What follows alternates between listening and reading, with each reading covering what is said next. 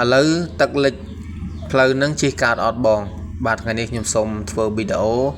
តាក់ទងនឹងផ្លូវដែលធ្វើដំណើរពីខាងអូរាំងឪមកកាត់តាមភូមិភ្នំអន្លំពងហើយត្រូវទៅខាងព្រែកជីកខាងដូនម៉ៅទន្លេបិទកំពង់ចាមបងប្អូនដែលធ្វើដំណើរពីអូរាំងឪមកកាត់តាមភ្នំទៅខាងកំពង់ចាមឥឡូវទឹកនៅត្រឹមនេះបងប្អូននេះជិះអាចនឹងបានលិចម៉ូតូហើយអាចនឹងធ្វើដំណើរបានធម្មតាប៉ុន្តែបើសិនជាបងប្អូនអត់ចង់ខូចម៉ូតូបាទសូមមើលវីដេអូនេះសិន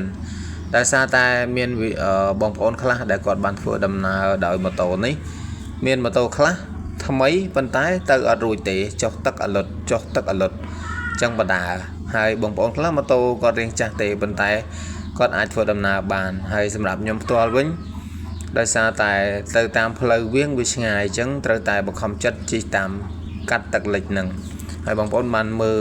ជាក់ស្ដែងអញ្ចឹងផ្លូវដែលទឹកលិចនេះវាអត់ឆ្ងាយប៉ុន្មានទេវាមានចម្ងាយប្រហែលជា100ម៉ែត្រទេហ្នឹងគឺផ្លូវដែលទឹកនៅលិចនៅឡើយហើយសម្រាប់បងប្អូនដែលចង់ធ្វើដំណើរតាមហ្នឹងបើសួរថាជិះកើតឬក៏អត់វាអាស្រ័យទៅលើម៉ូតូរបស់បងប្អូនបើសិនជាបងប្អូនចង់ជិះកាត់នេះបងប្អូនត្រូវប្រកាសដែរថាម៉ូតូរបស់បងប្អូនវាឆ្លងបូស៊ីដែរឬអត់ឆ្លងអាក្បាលបូស៊ីបាទកន្លែងហ្នឹងវាឆ្លងវាជ្រាបទឹកដែរឬទេហ្នឹងទី1ទី2បងប្អូនជិះធ្លាប់ជិះក្នុងទឹកដែរឬអត់ជួនកាលបើអត់ធ្លាប់ចេះជិះក្នុងទឹកទេនៅពេលដែលយើងជិះទៅវាមូបន្ថយក៏វាអាចអលុតនៅក្នុងទឹកហ្នឹងដែរអញ្ចឹងអ្នកខ្លះគឺគាត់អត់ទុកចិត្តគឺគាត់បដាបាទហើយការបដាហ្នឹងអត់អីទេបងប្អូនមិនចាំបាច់ទៅយកស្អីរុំសម៉ាំងឲ្យចិត្តឬក៏យ៉ាងម៉េចទេ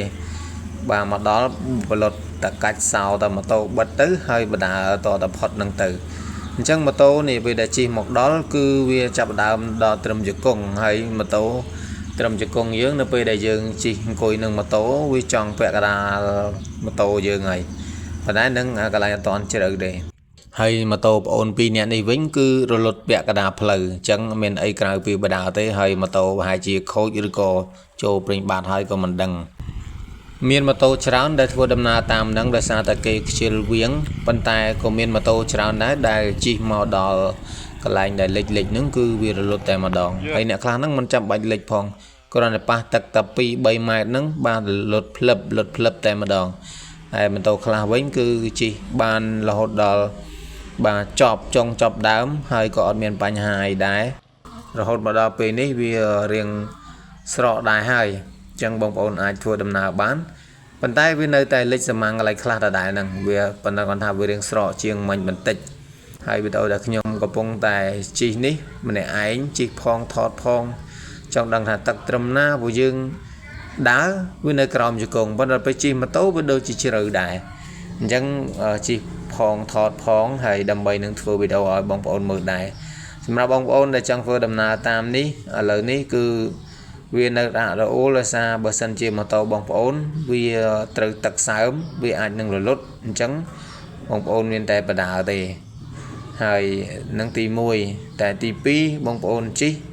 តតែដាក់លេខ1ហើយមូឲ្យស្មើទៅវាអត់រលត់បើបន្ថយរលត់ដូចគ្នាបងប្អូនអរគុណច្រើនបងប្អូនសម្រាប់វីដេអូមួយនេះ